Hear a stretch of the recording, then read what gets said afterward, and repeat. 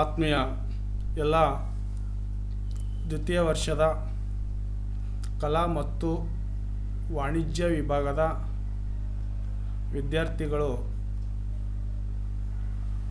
ಈ ಒಂದು ತರಗತಿಯನ್ನು ಪ್ರಾರಂಭ ಮಾಡೋದಕ್ಕಿಂತ ಮುಂಚಿತವಾಗಿ ಯಾರು ನನ್ನ ಕ್ಲಾಸಿಗೆ ಹೊಸಬ್ರಾಗಿ ನೋಡ್ತಾ ಇದ್ದೀರಿ ಅಂಥವರು ನನ್ನ ತರಗತಿಯನ್ನು ತಮಗೆ ಇಷ್ಟವಾಗಿದ್ದಾದರೆ ಮತ್ತು ಉಪಯುಕ್ತತೆ ಆಗಿದ್ದಾದರೆ ನಮ್ಮ ಚಾನಲ್ಗೆ ಒಂದು ಸಿದ್ದಣ್ಣ ಶೆಟ್ಟಿ ಎಕನಾಮಿಕ್ಸ್ ಸರ್ ಅಂತ ನಮ್ಮ ಚಾನಲ್ ನೇಮ್ ಬಂದುಬಿಟ್ಟು ಅದಕ್ಕೆ ಸಬ್ಸ್ಕ್ರೈಬ್ ಮಾಡಿ ಬೆಲ್ಲೈಕನ್ ಒತ್ತೋದರ ಮುಖಾಂತರ ನಾನು ಮಾಡ್ತಕ್ಕಂಥ ಪ್ರತಿಯೊಂದು ವಿಡಿಯೋ ತಮಗೆ ಬಂದು ಬೇಗನೆ ತಲುಪುತ್ತದೆ.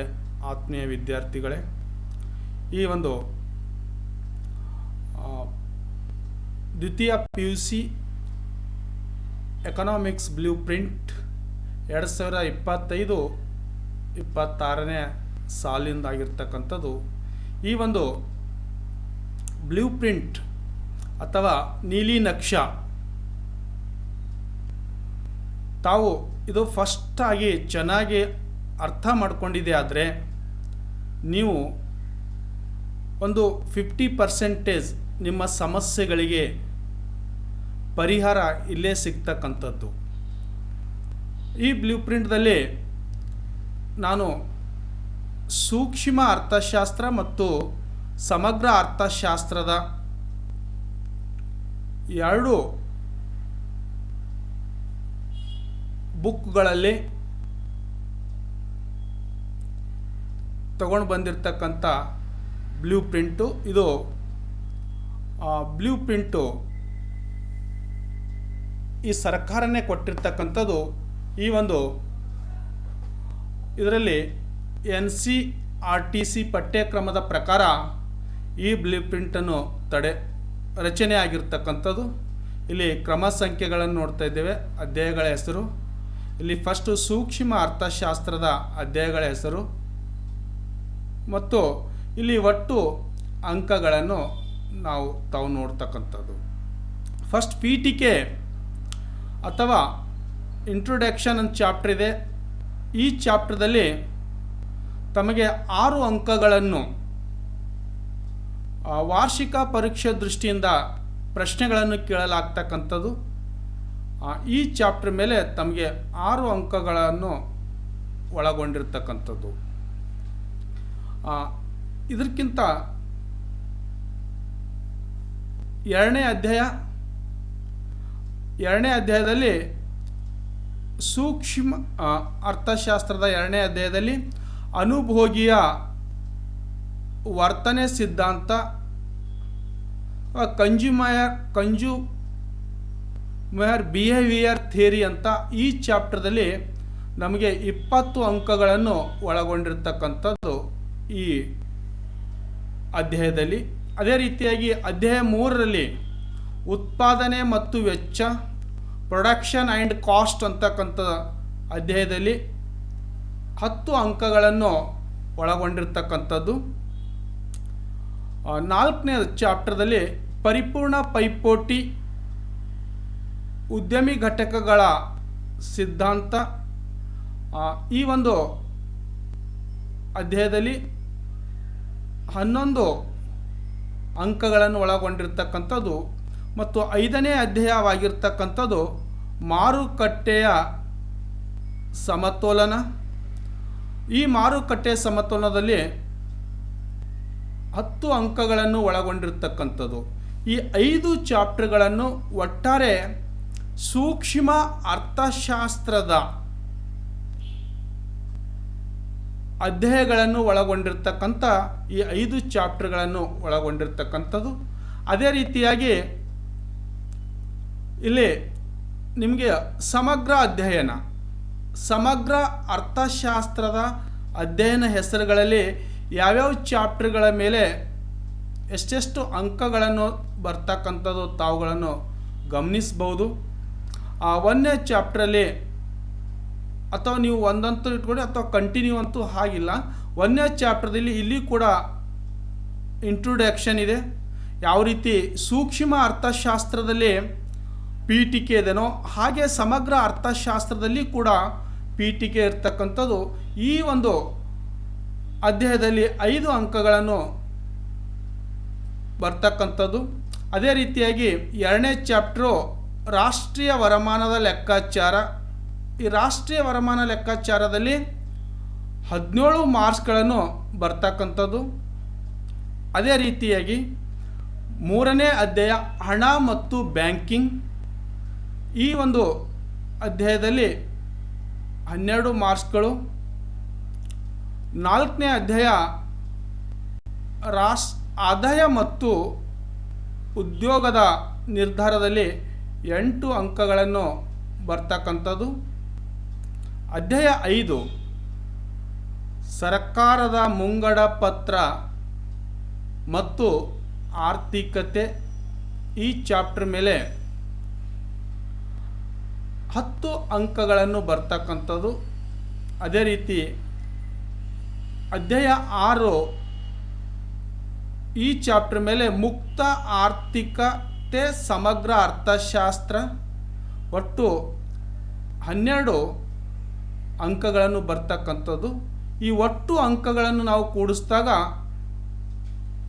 121 ಅಂಕಗಳನ್ನು ಆಗುತ್ತೆ.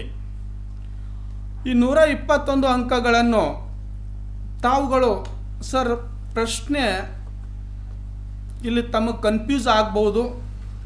ಏನನ್ನು ಹಾಗಿದ್ರೆ 80 ಮಾರ್ಕ್ಸಿನ ಪ್ರಶ್ನೆ ಪತ್ರಿಕೆ ಇದೆ, ತಾವುಗಳನ್ನು 121 ಅಂಕಗಳನ್ನು ಹೇಗೆ ಸರ್ ಅಂತ ಪ್ರಶ್ನೆ ತಂದು ಇರ್ತಕ್ಕಂಥದ್ದು. ಈ ಒಂದು ಪ್ರಶ್ನೆಗೆ ಸರಿಯಾದ ಒಂದು ಪರಿಹಾರ ನಾನು ಕೆಳಕಂಡ ಒಂದು ಪ್ರಶ್ನೆ ಪತ್ರಿಕೆ ಕ್ವಶನ್ ಟೈಪ್ಸ್ ವಿಷಯದಲ್ಲಿ ಹೇಳ್ತಕ್ಕಂಥದ್ದು. ಇದರಲ್ಲಿ ನಂಬರ್ ಆಫ್ ಕ್ವಶನ್ಸ್ ಆ್ಯಂಡ್ ಇಲ್ಲಿ ಟೋಟಲ್ ಪ್ರಶ್ನೆಗಳನ್ನು ಬರಿಬೇಕಾಗಿರ್ತಕ್ಕಂಥದ್ದು ಮತ್ತು ಇಲ್ಲಿ ಬರೆಯಬೇಕಾದ ಪ್ರಶ್ನೆಗಳು ತಾವುಗಳು ತಿಳ್ಕೋಬೇಕು. ಕಡ್ಡಾಯವಾಗಿ ಇಷ್ಟು ಪ್ರಶ್ನೆಗೆ ಬರೆಯಬೇಕಾಗಿದ್ದು ನೀವು.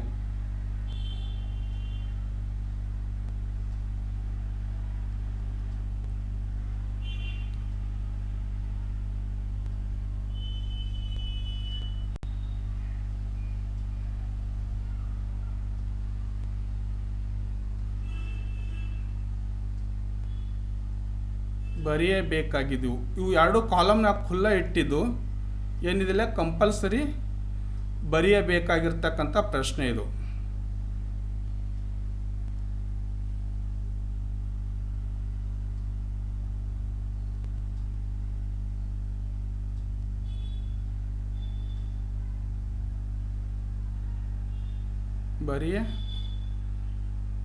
ಬರೆಯಬೇಕಾದ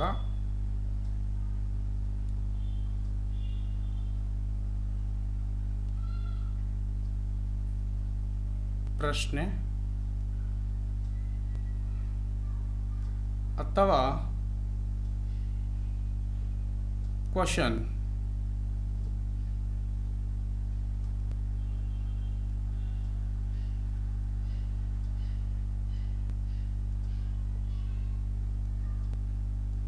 ಹೌದಾ? ಈ ಕ್ವಶನ್ ಇಲ್ಲಿ ನೋಡ್ರಿ, ಇಲ್ಲಿ ನಿಮಗೆ ಈ ಕ್ವಶನ್ಗಳನ್ನು ನಿಮ್ಮ ನಾಲೆಜ್ ಮೇಲೆ ಯಾವ ರೀತಿ ಕೇಳ್ತಾರೆ ಅಂತ ಫಸ್ಟು 4 ರೀತಿಯ ಪ್ರಶ್ನೆಗಳನ್ನು ತಮಗೆ ಕೇಳ್ತಕ್ಕಂಥದ್ದು. ಒಂದನೇದು ಆಬ್ಜೆಕ್ಟಿವ್ ಟೈಪ್. ಈ ಆಬ್ಜೆಕ್ಟಿವ್ ಟೈಪ್. ಎರಡನೇದು ರಿಮೆಂಬರ್.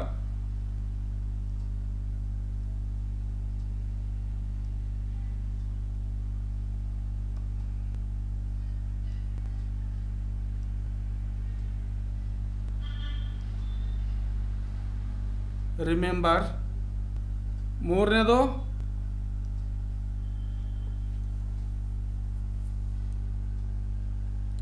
ಅಂಡರ್ಸ್ಟ್ಯಾಂಡಿಂಗ್,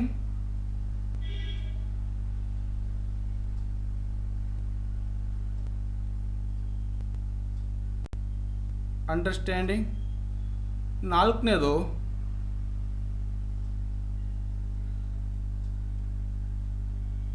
ಅಪ್ಲೈ,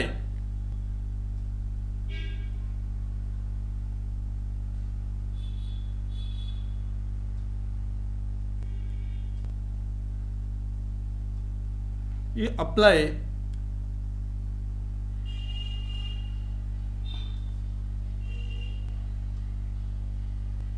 ಅಂದರೆ ಅನ್ವಯಿಕೆ, ಅಂಡರ್ಸ್ಟ್ಯಾಂಡಿಂಗ್ ಅಂದರೆ ತಿಳುವಳಿಕೆ, ರಿಮೆಂಬರ್ಸ್ ಅಂದರೆ ನೆನಪಿಸ್ಕೊಳ್ತಕ್ಕಂಥದ್ದು ಮತ್ತು ಅಬ್ಜೆಕ್ಟಿವ್. ಇಲ್ಲಿ ಈ ಒಂದು 4 ರೀತಿಯ ಪ್ರಶ್ನೆಗಳಿಗೆ ಒಂದು ಪ್ರಶ್ನೆ ಪತ್ರಿಕೆಯಲ್ಲಿ ಇರ್ತಕ್ಕಂಥದ್ದು. ನೀವು ಈ 4 ರೀತಿಯಲ್ಲಿ ತಮಗೆ ಯಾವುದು objective, remember, understanding and apply, ಈ 4 ರೀತಿ ಮೇಲೆ ಪ್ರಶ್ನೆಗಳನ್ನು ಕೇಳ್ತಕ್ಕಂಥದ್ದು. ಇದು ಒಂದು ಕಡೆ ಪ್ರಶ್ನೆ ಪತ್ರಿಕೆ ವಿಚಾರ ತಮಗೆ ಗೊತ್ತಿರಲಿ. ಇಲ್ಲಿ ಈ ಪ್ರಶ್ನೆ ಪತ್ರಿಕೆಯಲ್ಲಿ ಕ್ವಶನ್ ಟೈಪ್ಸಲ್ಲಿ VSQ ಅಂತ ಹೇಳ್ತಾರೆ. VSQ ಅಂತಂತಂದರೆ ವೆರಿ ಶಾರ್ಟ್ ಕ್ವಶನ್ ಅಂತ ಅರ್ಥ. ಇದು ವೆರಿ ಶಾರ್ಟ್ ಕ್ವಶನ್ ಅಂತಂದರೆ 1 ಅಂಕದ ಪ್ರಶ್ನೆಗಳು. ಈ 1 ಅಂಕದ ಪ್ರಶ್ನೆಗಳಲ್ಲಿ ತಮಗೆ ಅರ್ಥಶಾಸ್ತ್ರದ ವಿದ್ಯಾರ್ಥಿಗಳಲ್ಲಿ ಇಲ್ಲಿ 1 ಅಂಕದ ಪ್ರಶ್ನೆಯಲ್ಲಿ 4 ರೀತಿಯ ಪ್ರಶ್ನೆಗಳನ್ನು ಕೇಳ್ತಾರೆ. ಫಸ್ಟ್ ತಮಗೆ ಗೊತ್ತಿರಬೇಕು, ಎಮ್ ಅಂತಾರೆ ಮಲ್ಟಿಪಲ್ ಚಾಯ್ಸ್, ಎಫ್ ಅಂದರೆ ಫಿಲ್ ಇನ್ ದ ಬ್ಲಾಂಕ್ಸ್ ಅಥವಾ ಖಾಲಿ ಬಿಟ್ಟ ಸ್ಥಳ. ಆ ಒಂದು ಇಲ್ಲಿ ಮ್ಯಾಚ್ ದ ಫಾಲೋವಿಂಗ್ಸ್, ಎಮ್ ಅಂತಂದರೆ ಮ್ಯಾಚ್ ದ ಫಾಲೋವಿಂಗ್ಸ್ ಅಂದರೆ ಹೊಂದಿಸಿ ಬರೆಯವು, ಮತ್ತು ಓ ಅಂತಂತಂದರೆ ಒನ್ ವರ್ಡ್ಸ್ ಮೀನಿಂಗ್ಸ್, ಒಂದು ವಾಕ್ಯದಲ್ಲಿ ಬರೀತಕ್ಕಂಥದ್ದು. ಈ ವೆರಿ ಶಾರ್ಟ್ ಕ್ವಶನ್ಸ್ 1 ಅಂಕದಿರುವುದರಿಂದ ಈ ಏರಿಯಲ್ಲಿ ಅಂತಂದರೆ ಇಲ್ಲಿ ಟೋಟಲ್ 20 ಮಾರ್ಕ್ಸ್ಗಳನ್ನು ತಮಗೆ ಕೇಳಿರ್ತಕ್ಕಂಥದ್ದು ಮತ್ತು ಇಲ್ಲಿ 20 ಕ್ವಶನ್ಗಳನ್ನು ಇರ್ತವೆ. ಈ 20 ಕ್ವಶನ್ಗಳಲ್ಲಿ ಬಹು ಆಯ್ಕೆ ಪ್ರಶ್ನೆ 1, ಎರಡನೇದು ಖಾಲಿ ಬಿಟ್ಟ ಸ್ಥಳ ಭರ್ತಿ ಮಾಡಿ, ಮೂರನೇದು ಹೊಂದಿಸಿ ಬರೆಯಿರಿ, ನಾಲ್ಕನೇದು ಒಂದು ವಾಕ್ಯ ಅಥವಾ ಒಂದು ಪದದಲ್ಲಿ ಉತ್ತರಿಸಿರಿ. ಈ ರೀತಿ ಈ ಏರಿಯಾದಲ್ಲಿ ಈ ವಲಯದಲ್ಲಿ ತಾವು 4 ಟೈಪ್ ಪ್ರಶ್ನೆ ಆಗಿರೋದ್ರಿಂದ ಇಲ್ಲಿ ಯಾವುದೇ ಕೂಡ ಪ್ರಶ್ನೆಗಳನ್ನು ತಾವು ಬಿಡುವ ಚಾನ್ಸೇ ಇಲ್ಲ. 20 ಪ್ರಶ್ನೆಗಳಿಗೆ 20 ಬರೀಲೇಬೇಕಾಗಿರ್ತಕ್ಕಂಥದ್ದು ವಿದ್ಯಾರ್ಥಿಗಳೇ. ಇಲ್ಲಿ ಕೂಡ ತಮಗೆ ಈ ಮಾರ್ಕ್ಸ್ ಅಂತ ಬರೆದಿಲ್ಲ. ಈ ಮಾರ್ಕ್ಸ್ಗಳಲ್ಲಿ ತಮಗೆ ಎಷ್ಟಾಗುತ್ತದೆ ಅಂತಂದರೆ 20, ಪ್ರತಿಯೊಂದಕ್ಕೆ 1 ಅಂತಂದರೆ 20 ಮಾರ್ಕ್ಸ್ ಆಗುತ್ತೆ. ಇಲ್ಲಿ ಬರೀಲೇಬೇಕಾಗಿರ್ತಕ್ಕಂಥ ಪ್ರಶ್ನೆ ಅಂತ ನಾನು ತಮ್ಗೆ ಹೇಳ್ದಲ್ಲ, ಇಲ್ಲಿ ಯಾವುದೇ ರೀತಿಯಾಗಿರ್ತಕ್ಕಂಥ ಚಾಯ್ಸ್ಗಳು ಆಯ್ಕೆಗಳು ಏನೂ ಇಲ್ಲ. ಈ 20 ಮಾರ್ಕ್ಸ್ಗಳು ಸಿಗ್ತಕ್ಕಂಥದ್ದು. ಇಲ್ಲಿ ನೋಡಿ, ಎರಡನೇ ಏರಿಯಾದಲ್ಲಿ ಶಾರ್ಟ್ ಕ್ವಶನ್ ಅಂತ. ಶಾರ್ಟ್ ಅಂತಂದರೆ ಇದು ಕೂಡ ಅಲ್ಪಾವಧಿ, ಇದು ಅತ್ಯಂತ ಅಲ್ಪಾವಧಿ. VS ಆದರೆ ಅಲ್ಪಾವಧಿ ಶಾರ್ಟ್ ಕ್ವಶನ್. ಇದು 2 ಮಾರ್ಕ್ಸ್ ಕ್ವಶನ್ ಆಗಿರ್ತಕ್ಕಂಥದ್ದು. ಈ 2 ಮಾರ್ಕ್ಸ್ ಕ್ವಶನಲ್ಲಿ ತಮಗೆ ಕ್ವಶನ್ಗಳು ಪ್ರಶ್ನೆ ಪತ್ರಿಕೆಯಲ್ಲಿ 10 ಪ್ರಶ್ನೆಗಳನ್ನು ಕೊಟ್ಟಿರ್ತಾರೆ. ಈ 10 ಪ್ರಶ್ನೆಗಳಲ್ಲಿ ತಾವುಗಳನ್ನು ಇಲ್ಲಿ 2 ಮಾರ್ಕ್ಸ್ ಇರ್ತದ, ಅದರಲ್ಲಿ ತಾವು ಬರೀಲೇಬೇಕಾಗಿರ್ತಕ್ಕಂಥ ಪ್ರಶ್ನೆ 6 ಆಗಿದೆ ವಿದ್ಯಾರ್ಥಿಗಳು. ಈ 6 ಪ್ರಶ್ನೆ ತಾವು ಬರೀಲೇಬೇಕು.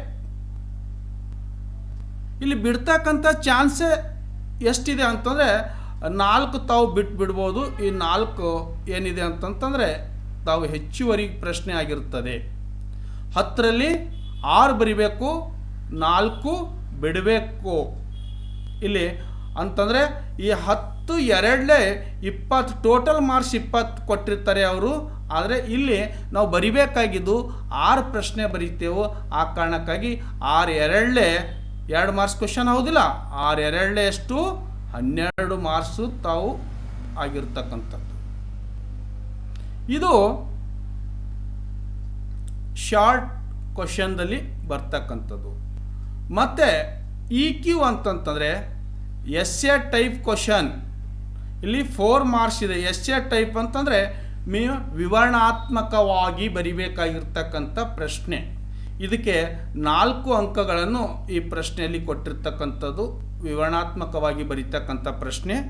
ಈ ಪ್ರಶ್ನೆ ಕನಿಷ್ಠ ನೀವು 1 ಪುಟ 1.5 ಪುಟ ಆದರೂ ತಾವು ಉತ್ತರ ಬರೀಲೇಬೇಕಾಗಿರ್ತಕ್ಕಂಥದ್ದು ವಿದ್ಯಾರ್ಥಿಗಳೇ. ಇದರಲ್ಲಿ ಟೋಟಲ್ ಕ್ವಶನ್ ಕೊಡ್ತಕ್ಕಂಥದ್ದು ತಮಗೆ 9 ಪ್ರಶ್ನೆಗಳನ್ನು ಕೊಡ್ತಾರೆ. ಈ 9 ಪ್ರಶ್ನೆಯಲ್ಲಿ ತಾವುಗಳನ್ನು ಬರಿಬೇಕಾಗಿರ್ತಕ್ಕಂಥದ್ದು, ಈ 9 ಪ್ರಶ್ನೆಯಲ್ಲಿ 5 ಪ್ರಶ್ನೆ ಬರಿಬೇಕಾಗಿರ್ತಕ್ಕಂಥದ್ದು. ಎಷ್ಟು ಬರಿಬೇಕಾಗಿತ್ತು? 5 ಪ್ರಶ್ನೆ ಬರಿಲೇಬೇಕಾಗಿರ್ತಕ್ಕಂಥ ಏರಿಯಾ ಅಂತ ಹೇಳಿದಲ್ಲ, ಇದು ಬರಿಲೇಬೇಕಾಗಿರ್ತಕ್ಕಂಥ ಇದು ಏರಿಯಾ. ಇಲ್ಲಿ 4 ಮಾರ್ಕ್ಸು, 5 4 ಎಷ್ಟಾಗುತ್ತೆ? 20 ಮಾರ್ಕ್ಸ್ ಆಗುತ್ತೆ. ಆದರೆ ಇಲ್ಲಿ 9 ಇಂಟು 4 ಮಾಡಿದ್ರೆ 36 ಮಾರ್ಕ್ಸ್ ಆಗುತ್ತೆ. ಈ 36 ಮಾರ್ಕ್ಸು ಆಗ್ತದೆ. ಆದರೆ ನೀವು ಬರಿಬೇಕಾಗಿರ್ತಕ್ಕಂಥದ್ದು 5. ಇಲ್ಲಿ ಕೂಡ ತಾವು 4 ಹೆಚ್ಚುವರಿ ಪ್ರಶ್ನೆಗಳನ್ನು ಕೊಟ್ಟಿರ್ತಾರೆ. ಈ ಏರಿಯಾದಲ್ಲಿ ತುಂಬ ತಮಗೆ ಅವಕಾಶ ಇರ್ತಕ್ಕಂಥ ಒಂದು ವಲಯ, ಒಂದು ಏರಿಯಾ ಈ ಭಾಗ ಅಂತ ಕೂಡ ತಮಗೆ ಹೇಳಬಹುದು. ಇಲ್ಲಿ ಈ ಭಾಗದಲ್ಲಿ ತಾವುಗಳನ್ನು 5 ಪ್ರಶ್ನೆ ಬರೆದಿದ್ದೇ ಆದರೆ ತಮಗೆ 24 ಮಾರ್ಕ್ಸು ಖಚಿತವಾಗಿ ಸಿಗ್ತಕ್ಕಂಥದ್ದು. ಅದು ಒಳ್ಳೆಯ ರೀತಿಯಾಗಿರ್ತಕ್ಕಂಥ ಉತ್ತರ ವಿದ್ಯಾರ್ಥಿಗಳು ಬರಿಬೇಕಾಗಿರ್ತಕ್ಕಂಥದ್ದು. Next P Q. ಇಲ್ಲಿ ಪ್ರಾಜೆಕ್ಟ್ ಕ್ವಶನ್ ಅಂತ ಕರಿತೇವೆ ಅಥವಾ ಪ್ರಾಯೋಗಿಕ ಪ್ರಶ್ನೆ ಅಂತ ಕರಿತೇವೆ. ಇದಕ್ಕೆ ಈ ಪ್ರಾಜೆಕ್ಟ್ ಕ್ವಶನ್ ಆರ್ ಪ್ರಾಯೋಗಿಕ ಪ್ರಶ್ನೆ, ಇಲ್ಲಿ 5 ಅಂಕದ ಪ್ರಶ್ನೆ ಇದೆ. ಇದಕ್ಕೆ ಎಷ್ಟಿದೆ? 5 ಅಂಕದ ಪ್ರಶ್ನೆ. ತಾವು ಅರ್ಥಶಾಸ್ತ್ರ ವಿದ್ಯಾರ್ಥಿಗಳಾಗಿರೋದ್ರಿಂದ ತಮಗೆ ಪ್ರಾಯೋಗಿಕ ಪ್ರಶ್ನೆ ಏನು ಅನ್ನೋದನ್ನು ತಮ್ಮ ತರಗತಿಗಳಲ್ಲಿ ತಮ್ಮ ಉಪನ್ಯಾಸಕರು ಬೋಧನೆ ಮಾಡಿರ್ತಾರೆ. ಆ ಪ್ರಾಯೋಗಿಕ ಪ್ರಶ್ನೆಯಲ್ಲಿ ಟೋಟಲ್ ಕ್ವಶನ್ ಕೊಟ್ಟಿರ್ತಕ್ಕಂಥದ್ದು 3 ಕ್ವಶನ್ ಕೊಡ್ತಾರೆ ವಿದ್ಯಾರ್ಥಿಗಳು. ತಾವು ಬರಿಬೇಕಾಗಿರ್ತಕ್ಕಂಥದ್ದು 2 ಕ್ವಶನ್ ಇದೆ. ಆದರೆ 1 ಕ್ವಶನ್ ಏನಿದೆ ಇಲ್ಲಿ ಹೆಚ್ಚುವರಿ ಪ್ರಶ್ನೆ ಇದೆ. ಈ ಹೆಚ್ಚುವರಿ ಪ್ರಶ್ನೆಗೆ ಅಂದರೆ 5 ಮಾರ್ಕ್ಸು, 5 ಇಂಟು 3 ಮಾಡಿದ್ರೆ 15 ಮಾರ್ಕ್ಸ್ ಆಗ್ತದೆ. ಇಲ್ಲಿ ಟೋಟಲ್ ಮಾರ್ಕ್ಸ್ಗಳಲ್ಲಿ ತಾವು ಬರಿಬೇಕಾಗಿದ್ದು 2 ಪ್ರಶ್ನೆ ಬರಿಬೇಕಾಗಿದೆ. ಅದಕ್ಕೆ 5 ಎರಡಲೇ 10 ಮಾರ್ಕ್ಸ್ ಇರ್ತದೆ. ಇದು 5 ಎರಡಲೇ 10 ಮಾರ್ಕ್ಸು. ನಾನು ರೌಂಡ್ ಮಾಡ್ತಕ್ಕಂಥ ಗುರುತು ತಾವು ಈ ತರಗತಿಯಲ್ಲಿ ಬಹಳ ಸೂಕ್ಷ್ಮವಾಗಿ ಅಬ್ಸರ್ವೇಷನ್ ಮಾಡಬೇಕಾಗಿರ್ತಕ್ಕಂಥದ್ದು, ಗ್ರಹಿಕೆ ಮಾಡಬೇಕಾಗಿರ್ತಕ್ಕಂಥದ್ದು. ತಾವು ತಿಳ್ಕೊಂಡಿದ್ದಾಗ ಮಾತ್ರ ತಮಗೆ ಈ ಒಂದು ಬ್ಲೂ ಪ್ರಿಂಟ್ ಅಥವಾ ನೀಲಿ ನಕ್ಷೆ ಏನನ್ನೋದು ಕೂಡ ಅರ್ಥ ಆಗಿರ್ತಕ್ಕಂಥದ್ದು. ಲಾಸ್ಟು ಈ ಒಂದು ಏರಿಯಾದಲ್ಲಿ LAQ ಅಂತ ಕೊಟ್ಟಿದ್ದಾರೆ. LAQ ಅಂತಂತಂದರೆ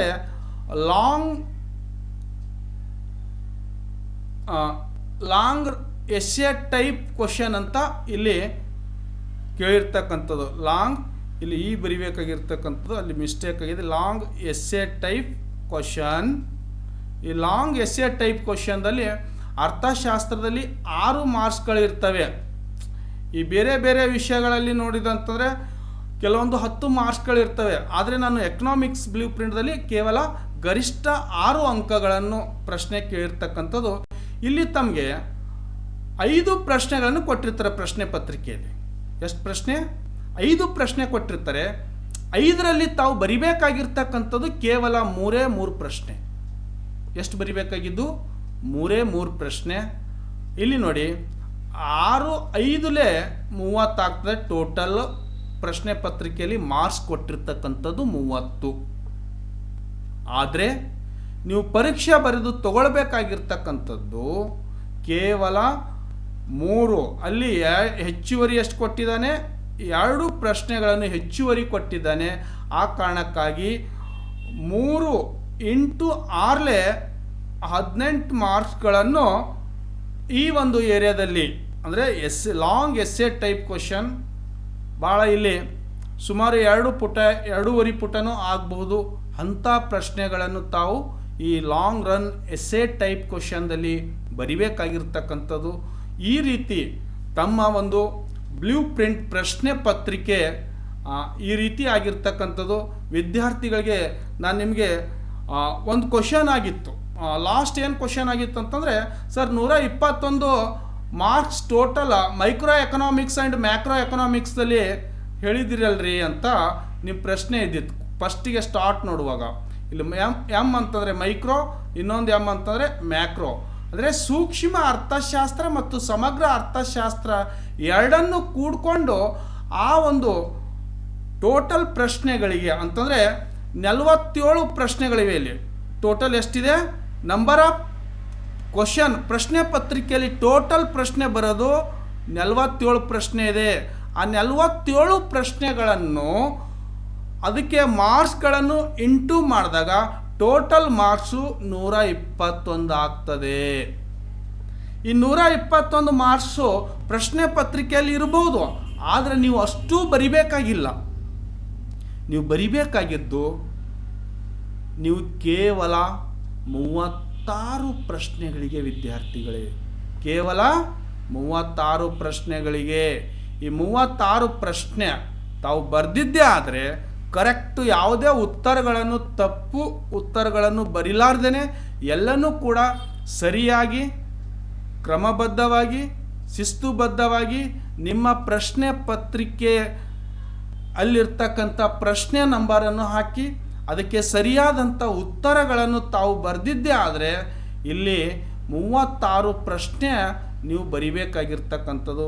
ಈ 36 ಪ್ರಶ್ನೆಗೆ ಇಂಟು ನಾವು ಮಾರ್ಕ್ಸ್ ಯಾವ್ಯಾವ ಏರಿಯಾದಲ್ಲಿ ಎಷ್ಟಿಷ್ಟು ಮಾರ್ಕ್ಸ್ ಅಂತ ಕೌಂಟ್ ಮಾಡಿದ್ರೆ ವಿದ್ಯಾರ್ಥಿಗಳೇ ಅದು ಟೋಟಲ್ 80 ಮಾರ್ಕ್ಸು ಪ್ರಶ್ನೆ ಪತ್ರಿಕೆ ಆಗ್ತದೆ. ಈ 80 ಮಾರ್ಕ್ಸ್ ಪ್ರಶ್ನೆ ಪತ್ರಿಕೆ ಮಾತ್ರ ತಾವು ಎಕ್ಸಾಮ್ದಲ್ಲಿ ಬರಿಬೇಕು. ಆದರೆ ನಾ ಈ ಏರಿಯಾದಲ್ಲಿ ಹೇಳಿರ್ತಕ್ಕಂಥದ್ದು ಈ 4, 1 ಮತ್ತು 2 ಇವೆಲ್ಲನೂ ಕೂಡ ಹೆಚ್ಚುವರಿ ಪ್ರಶ್ನೆಗಳಾಗ್ತವೆ. ಈ ಹೆಚ್ಚುವರಿ ಪ್ರಶ್ನೆಗೆ ತಾವೇನು ಕೂಡ ತಲೆ ಕೆಡಿಸ್ಕೋಬೇಕಾಗಿರ್ತಿಲ್ಲ.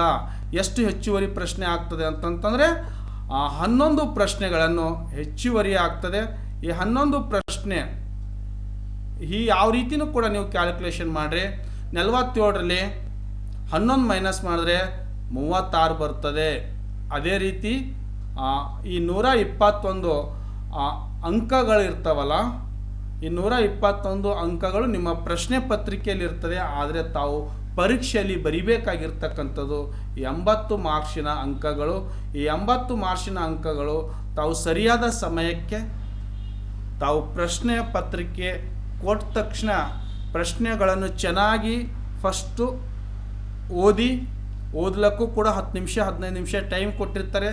ಆ ಪ್ರಶ್ನೆ ಚೆನ್ನಾಗಿ ಓದ್ಕೊಂಡು ಅದನ್ನು ಮನನ ಮಾಡಿಕೊಂಡು ಆ ಆನ್ಸರ್ ಶೀಟ್ ಕೊಟ್ಟ ಮೇಲೆ ಕರೆಕ್ಟ್ ತಾವುಗಳನ್ನು ಆನ್ಸರ್ ಶೀಟ್ ನಿಮ್ಮ ರಿಜಿಸ್ಟರ್ ನಂಬರನ್ನು ಹಾಕಿ ಪ್ರಶ್ನೆ ಬರೆಯೋದಕ್ಕೆ ಪ್ರಾರಂಭ ಮಾಡಿ. ಆ ಪ್ರಶ್ನೆ ಬರೆಯೋದು ಪ್ರಾರಂಭ ಮಾಡಿದಾಗ ನಿಮಗೆ ಈ ಒಂದು ಕಾನ್ಸೆಪ್ಟು, ಈ ಒಂದು ವಿಚಾರ ತಮ್ಮ ತಲೆಯಲ್ಲಿ ಇರಬೇಕಾಗಿರ್ತಕ್ಕಂಥದ್ದು. ಆದರೆ ಈ ಪ್ರಶ್ನೆ ಪತ್ರಿಕೆ ಈಗ ತಾನೇ ತಮಗೆ ಹೇಳ್ದಲ್ಲ, ತಮಗೆ ಅನ್ವಯಿಕೆ ಆಗುವ ರೀತಿಯಲ್ಲಿ, ಅರ್ಥ ಆಗುವ ರೀತಿಯಲ್ಲಿ ಮತ್ತು ಅಪ್ಲೈ ಮಾಡ್ಕೊಳ್ತಕ್ಕಂಥದ್ದು ಮತ್ತು ಆ ಒಂದು ಸ್ಕಿಲ್ ಬೇಸ್ಡ್ ಮೇಲೆ, ಕೌಶಲ್ಯ ಬೇಸ್ಡ್ ಮೇಲೆ ಪ್ರಶ್ನೆಗಳನ್ನು ಬರ್ತವೆ. ಈ ರೀತಿಯಾಗಿ ನಿಮ್ಮ ಅರ್ಥಶಾಸ್ತ್ರದ ಪ್ರಶ್ನೆ ಪತ್ರಿಕೆ ಇರುವುದು. ಇದು ತಮಗೆ ಈ ವಿಡಿಯೋ ತಮಗೆ ಹೆಲ್ಪ್ಫುಲ್ ಆಗಿದೆ ಅಂತ ನಾನು ಭಾವಿಸ್ತಾ ಇದ್ದೇನೆ. ಈ ಒಂದು ವಿಡಿಯೋ ಹೆಲ್ಪ್ಫುಲ್ ಆಗಿದ್ದಾದರೆ, ತಮಗೆ ಯೂಸ್ಫುಲ್ ಆಗಿದ್ದಾದರೆ ತಾವು ತಮ್ಮ ಫ್ರೆಂಡ್ಸ್ ಸರ್ಕಲ್ಗಳಿಗೆ ಆ ಒಂದು ವಿಡಿಯೋ ಶೇರ್ ಮಾಡಿ ಅಂತ ಹೇಳುತ್ತಾ, ಇಲ್ಲಿವರೆಗೂ ಯಾರು ವಿಡಿಯೋವನ್ನು ವಾಚಿಂಗ್ ಮಾಡಿದ್ದೀರಿ ಅಥವಾ ನೋಡಿದ್ದೀರಿ, ಇದರ ನೋಡಿ ತಮ್ಮ ಲಾಭವನ್ನು ಪಡ್ಕೊಂಡಿದೆ ಆದರೆ ತಮಗೆ ಏನಾದರೂ ಇದರಲ್ಲಿ ತಪ್ಪು ಗ್ರಹಿಕೆಗಳು ಕೊಂಡು ಬಂದಿದ್ದಾದರೆ ನನಗೆ ನನ್ನ ಕಮೆಂಟ್ಸ್ ಬಾಕ್ಸಲ್ಲಿ ಕಮೆಂಟ್ಸ್ ಮಾಡಿ ಅಂತ ಹೇಳುತ್ತಾ ಇವತ್ತಿನ ತರಗತಿಯನ್ನು ಇಲ್ಲಿಗೆ ಮುಗಿಸ್ತಾ ಇದ್ದೀನಿ. ಎಲ್ಲರಿಗೂ ಧನ್ಯವಾದಗಳನ್ನು